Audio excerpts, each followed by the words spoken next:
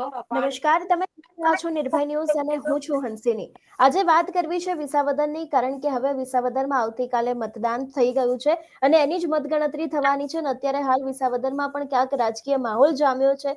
ત્યાંની શું પરિસ્થિતિ છે, કોણ જીતી રહ્યું છે, તેની સાથે અત્યારે હાલ વિસાવદરમાં કોનું પલડું ભારે છે, એ જ દરેક વાતને લઈને મારી સાથે જોડાયા છે વરિષ્ઠ પત્રકાર જગદીશ સર મહેતા.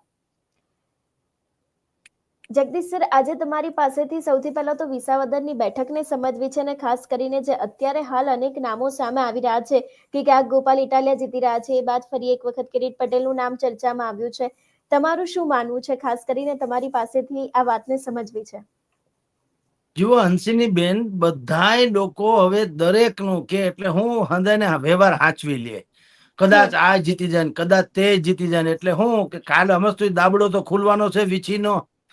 તો કાલ ને કાલ ખોટા પડવા એના કરતા દહીં દૂધમાં પગ રાખીએ તો હું બે ને કેવા થાય કે હશે આમ ને તેમ. પણ હું તમને પેલા સીધી લીટીમાં કહી દઉં, એટલે આજ રવિવાર છે ને કોઈને ટાઈમ ન હોય, લાંબો સમય ગાળવો ન હોય, તો અમારા આંકલન પ્રમાણે આપણે જે પૂછતાછ કરી છે જે લોકોને, એના કહેવા અનુસાર ગોપાલ ઇટાલિયા જીતે છે.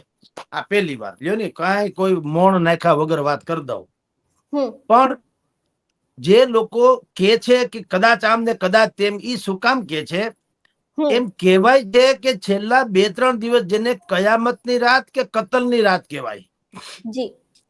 પ્રચારના ભૂંગળા સમી જાય ને, જાહેર પ્રચારના, પછી અંડરગ્રાઉન્ડ બધી પ્રવૃત્તિ થતી હોય છે. એવું પાછું આમ તો જનતાને આપણે માનીએ છીએ, તો શું પેલા ભૂંગળા જયારે વગડતા હોય ત્યારે અંડરગ્રાઉન્ડ કામ ન કરે આ લોકો? થી પછી પકડાઈ જવા હાટુ અંડરગ્રાઉન્ડ કામ કરે? એવું ન હોય. રેઢું ઘર હોય તો દિહાળે ચોરી થાય, રેઢું હોય તો.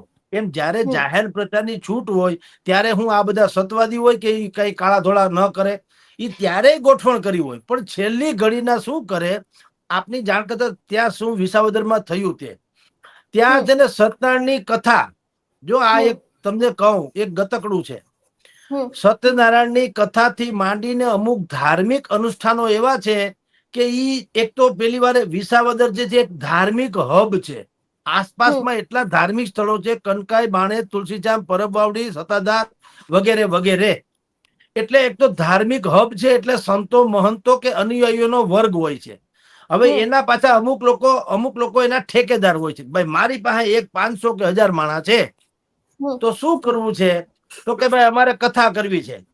કથા એટલે ટૂંકમાં પૈસા આપો. હો વાતની એક વાત, બરાબર? કથા કરવી, ભોજન કરવું.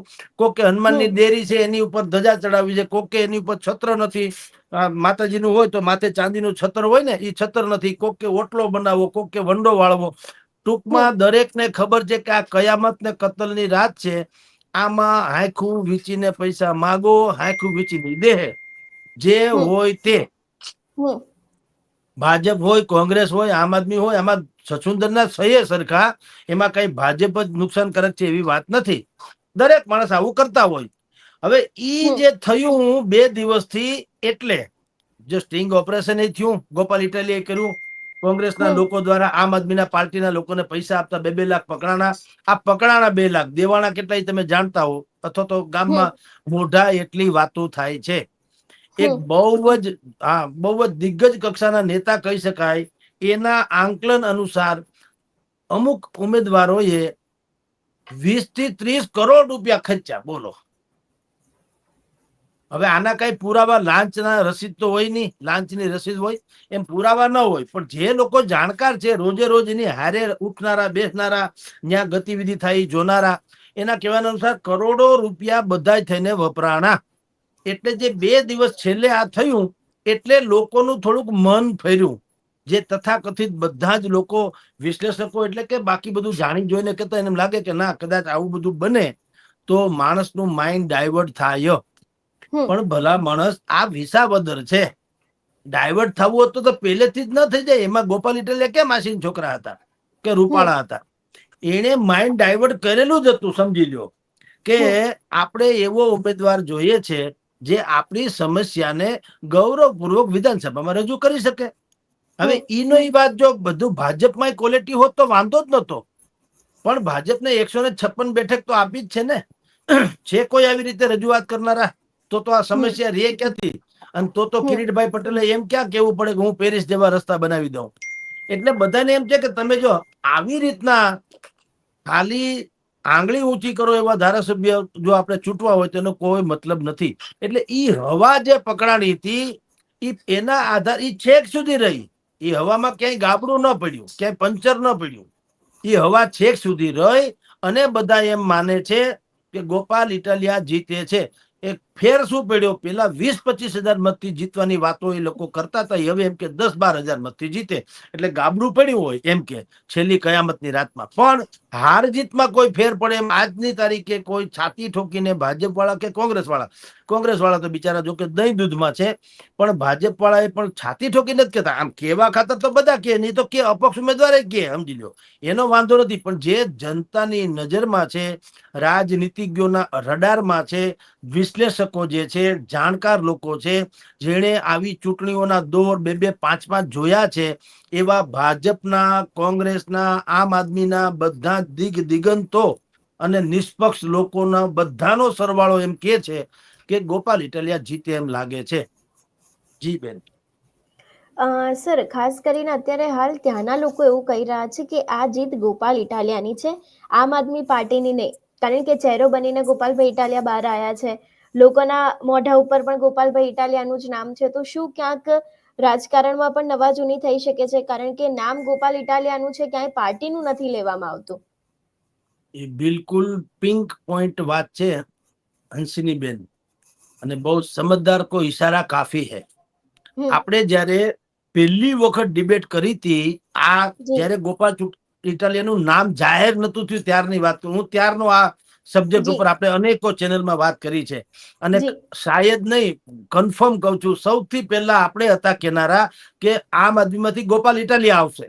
બોલો, જી જી ત્યારે તેનું નામે જાહેર નતું થયું. ત્યારે આપણે હમ કીધેલું ગોપાલ ઇટાલિયા આવશે. એટલું જ નહીં, કોંગ્રેસ વાળા જો પાલ આંબલિયાને મનાવી શકે તો ગોપાલ ઇટાલિયાને પણ ફીણ આવી જાય એવું કીધેલું.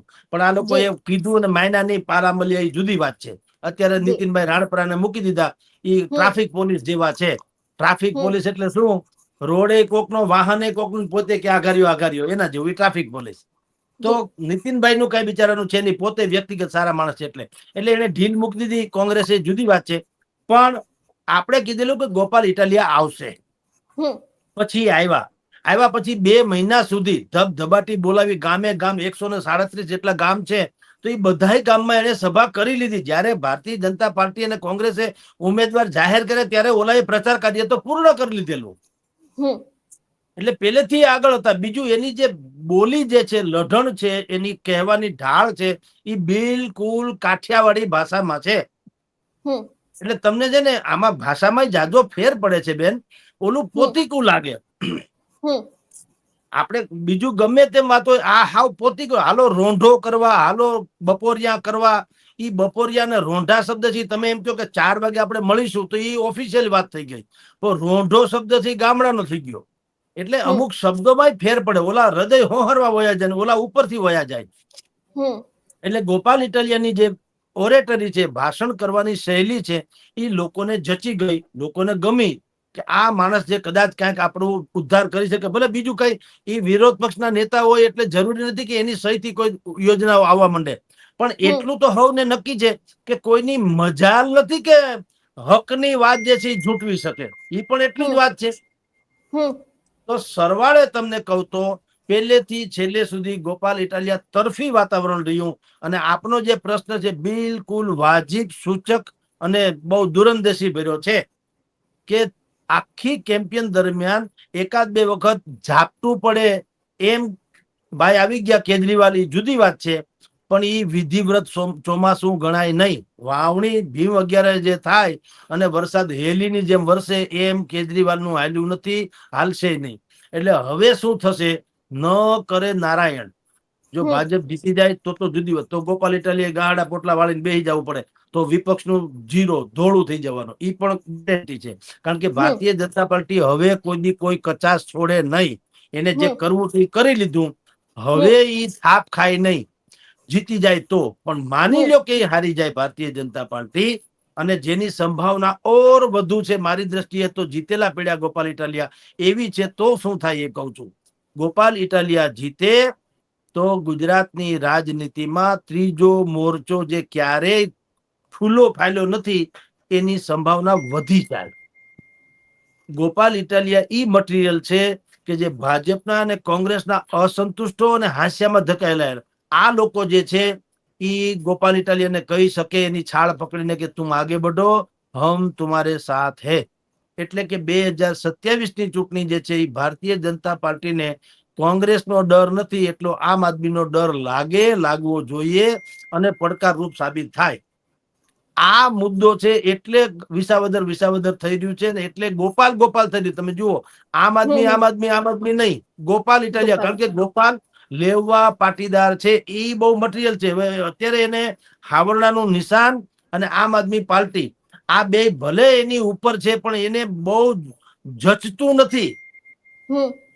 સાવરણાને કારણે અને આમ આદમીના નામને કારણે હજી કેટલાક લોકો ત્યાં જતા થોડાક અચકાઈ શકે. પણ જો ગોપાલ ઇટાલિયા ઇન્ડિવિજ્યુઅલ કેસમાં પોતે નેતૃત્વ કરીને કદાચ કોઈ સારો કોઈ પક્ષનું નામ XYZ રાખે તો લખી રાખો 27 ની ચૂંટણીમાં ભારે મુસીબત થઈ પડે ભારતીય જનતા પાર્ટીને.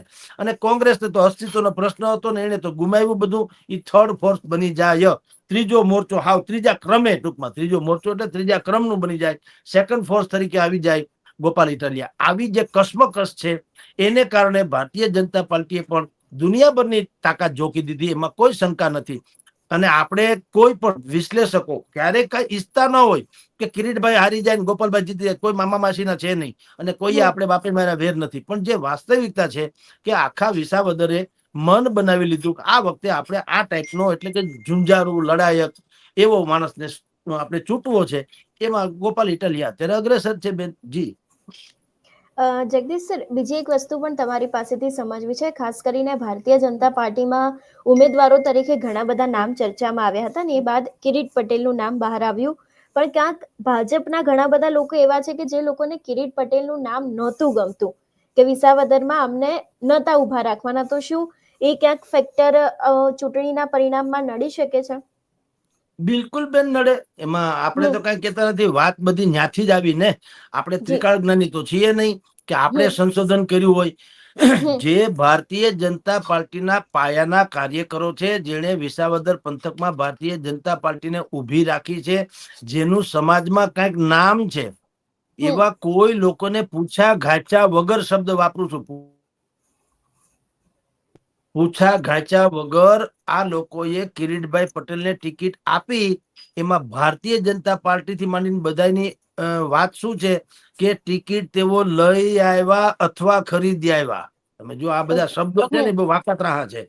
એ આપી, લઈ આવવી અને ખરીદી આવવી બે ત્રણેય શબ્દો અલગ અલગ છે. યા તો લઈ આવ્યા યા કોક એમ માને. કારણ કે કિરીટભાઈ વાંધો કઈ નથી, કિરીટભાઈ સુખી બહુ છે એટલે લોકોને પેલી શંકા ઈ જાગે. તમે જુઓ સાયકલ ને ખટારો બે પબ્લિક કેરિયર, સાયકલ ને કેરિયર ભટકાય, કોઈ સાયકલ વાળાનો વાંક ન કાઢે. શું કે પૂર ઝડપે આવતા ખટારા એ સાયકલ વાળા ઉડાડે. એટલે સાયકલ વાળો આડો ન આવ્યો હોય, ખટારો હવેથી નીકળે એટલે કોકને ઉડાડવા જ નીકળે. પણ હંમેશા વાહન, મોટું વાહન હોય ને એની હંમેશા આવી થતી હોય છે, સમજી લો ટીકા. તો આ કેસમાં એવું છે, કિરીટભાઈ કે જેવું તેવું નામ નથી. પૈસા અઢળક છે, સહકારી ક્ષેત્રનો દબદબો છે, પાટીદાર છે, જયેશ રાદડિયાના મિત્ર છે, ભાજપમાં છે, બધું જ છે એની પાસે, છેડા ઉપર સુધી છે, બધું છે. એટલે લોકોને એમ લાગે છે કે એ પૈસા આપીને લઈ આવ્યા હોય અથવા તો ટિકિટ ધરાર લઈ આવ્યા. પૈસા આપીને કઈ પુરાવા તો હોય નહીં, પણ એમ કે ધરાર લઈ આવ્યા. ધરારનું ગુજરાતી ઈ ટૂંકમાં. પણ ઈ કેટલાયને જચ્યું એટલા માટે નહીં, કમસે કમ અમને પૂછો તો ખરા. અત્યારે ભારતીય જનતા પાર્ટીના લોકો જે દિગંતો છે ટૂંકમાં, એ લોકો અને ભાજપ બે વચ્ચે કેવી વાતો છે ખબર? બંને વચ્ચે એક નિઃશબ્દ ડાયલોગ ચાલે છે. નિઃશબ્દ, શબ્દ વગરનો, ખાલી આંખના ઈશારે. રાહત ઇંદોરીની પંક્તિ જેવું, મેં તુમ્હે ये बतलाना चाहता हूं कि मैं तुमसे क्या छुपाना चाहता हूं. मैं तुम्हें ये बतलाना चाहता हूं कि मैं तुम्हें क्या छुपाना चाहता हूं और हमसे भी कोई झूठ बोलो मैं सचमुच मुस्कुराना चाहता हूं. बोलो, આવી ડખો છે કે એક તો ભાજપ વાળાની આંખથી કહી દે છે અત્યારના રણનીતિકારોને કે અમે તમને ઈ કહેવા માંગીએ છીએ કે અમે તમારાથી હું છુપાવી રહ્યા છીએ. એ કિરીટભાઈને નથી, કિરીટભાઈનું પાત્ર ગમતું નથી, એ છુપાવી રહ્યા છે, બોલતા નથી. આજથી જો વાંચી શકો તો, અને મુझसे भी કોઈ જૂઠ બોલો, એટલે ભાજપ વાળા જે મૂળ ભાજપ વાળા છે આ તથાકથિત અગ્રણીઓને કહે છે કે આપણું સંગઠન મજબૂત છે ને ફલાણું છે, જયેશભાઈ બહુ મહેનત કરીને લેવા પાટીદારો છે, સોશિયલ એન્જિનિયરિંગ કરી નાખ્યું, કેન્દ્રીય મંત્રી આવી ગયા, મુખ્યમંત્રી આવી ગયા, હર્ષ સંઘવી આવી ગયા, બીજા બધા મંત્રીઓ આવી ગયા, કેટલા બધા ધારાસભ્યો, સંસદ સભ્યો, 4 જિલ્લાના કાર્યકરો, પેજ પ્રમુખ, પછી શું કહેવાય બૂથ પ્રમુખ, આ બધું સરવાળો છે. એટલે આપણે એમ કે જીતી જાઉં એવું કે છે. એટલે ઓલા ભાજપ વાળા જે બેઠા છે દિગંતો, એ શું કે છે કે હમસે ભી કોઈ જૂઠ બોલો, મેં સચમુચ મુસ્કરાના ચાહતા હું. બોલો તમ તારે, જ્યાં સુધી પરિણામ ના આવે સોમવારે તમ તારે બોલો, જીતેલા છે કઈ વાંધો નહીં, આપણે હસો મજા કરો, જે છે એ તો કાલે મસ્તું બહાર આવવાનું છે. કાલે આવે ટાણે તો બેન હાહાકાર મચી ગયો છે, ઇધર યા ઉધર જે થાય તે. આમાં થાય છે એવું કે વિશ્લેષકોને લોકો ફેવરિટ માની લે છે કે ભાઈ જગદીશભાઈ ધારો કે ગોપાલિયાનું જ બોલે છે, ગોપાલ ઇટાલિયા જીતે, એટલે ભાઈ ગોપાલ ઇટાલિયાનો ન્યા વિસાવદરે નક્કી કર્યું, અમે શું કરીએ? આપણે મતદારે નથી ને આપણે પ્રચારકે નથી, પણ ન્યા જે ચાલે છે, આજે કોંગ્રેસે જે જાહેરાત કરી, તમામ આખા ગુજરાત રાજ્યનું કોંગ્રેસના સંગઠનની જાહેરાત થઈ, ઓકે, તમામ મીડિયામાં ફ્રન્ટ પેજ ઉપર સમાચાર છે કે ભાઈ આ પ્રકારે કોંગ્રેસે નવા જિલ્લા પ્રમુખો બધા નીમા. હવે એમાં જે ટીકા વગેરે થઈ છે, અમે લોકોએ છાપ્યું, હવે બધા લોકોની ડિબેટ કરશે, તો એમાં આપણો કોઈ રોલ નથી ને. તમે જાહેરાત તો તમે કરી, પછી એના પડઘા જે પડે એ જ પત્રકારો કે છે કે ભાઈ આવું થયું, ઈ નિમણૂક થઈ, સારી થઈ કે ખરાબ, ઈ આપણે જે બધા રજૂ કરીએ ઈ વિશ્લેષક. એમ વિસાવદરમાં શું થવાનું છે ઈ ન્યાના જ લોકો કે છે. ભારતીય જનતા પાર્ટીના દિગંતો કહું છું હું, કઈ આમ જેવા તેવા નહીં કે આપણે કોઈ ઇધર ઉધર વાળી વાતો નથી કરતા. આપણે પૂછીએ છીએ પાછા 10 જગ્યાએ ક્રોસ કરીએ છીએ. એમ નહીં કે ભાજપ વાળા કે એટલે માની લીધું, એ પછી આમ આદમીને પૂછીએ ક્રોસ કરીને, એ પછી કોંગ્રેસને પૂછીએ, પછી તટસ્થ લોકોને પૂછીએ, જે કાંઠે બેનારા કિનારે બેઠેલા એને પૂછીએ, રૂઠેલાને આપણે પૂછીએ, અત્યારે સત્તાધીશ છે એને પૂછીએ.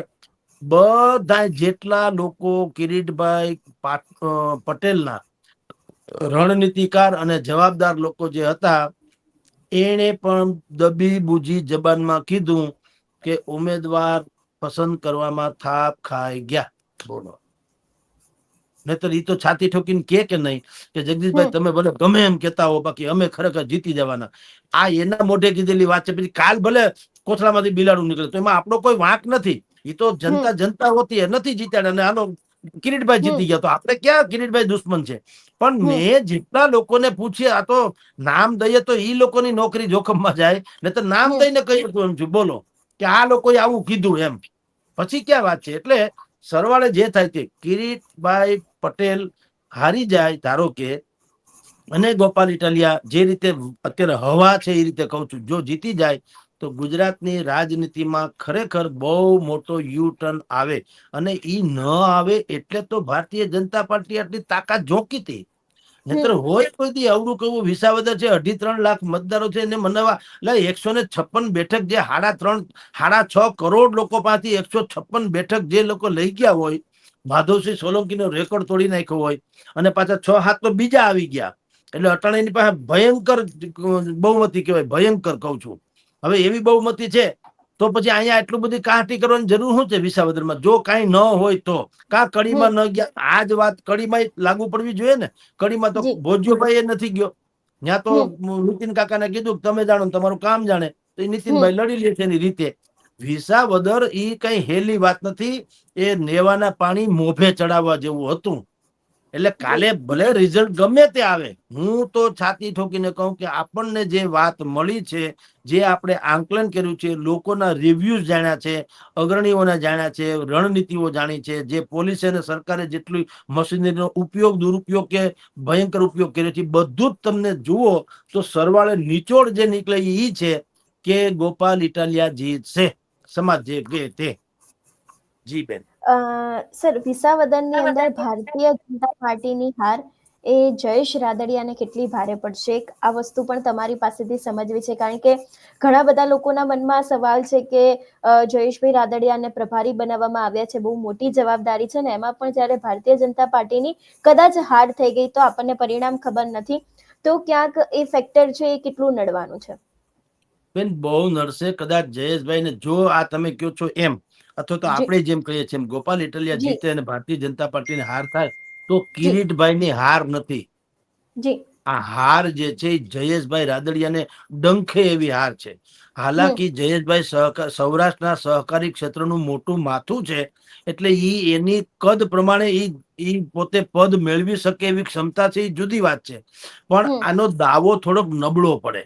કારણ હમ શું છે, અત્યારે જે કઈ ધામધૂમ જે છે જયેશભાઈ ના આધારે છે. હમ જામકંડોરણામાં વિઠ્ઠલભાઈ રાદડિયાએ જે કન્યા છાત્રાલય બનાવી છે, વિધાનસભા જેવી, સંસદ ભવન જેવી, સોરી, દિલ્હીનું સંસદ ભવન જુઓ ને જામકંડોરણામાં વિઠ્ઠલભાઈ રાદડિયાએ બનાવેલી છાત્રાલય જુઓ, એ બધી એની ડિઝાઇન સરખા જેવી લાગે. હવે એ છાત્રાલયમાં અત્યાર સુધીમાં હજારો દીકરીઓ ભણી ગઈ ટોકન રેટમાં, અને એમાંના હમ મોટા ભાગની આ પંથકની છે, વિસાવદર પંથકની, સમજી લ્યો. જી મોટા ભાગની દીકરીઓ એમાં વિસાવદર પંથકની પણ ભણી ગઈ છે. તો એક તો સોશિયલ એન્જિનિયરિંગ, બીજું જયેશભાઈ નું ઋણે ગણાય.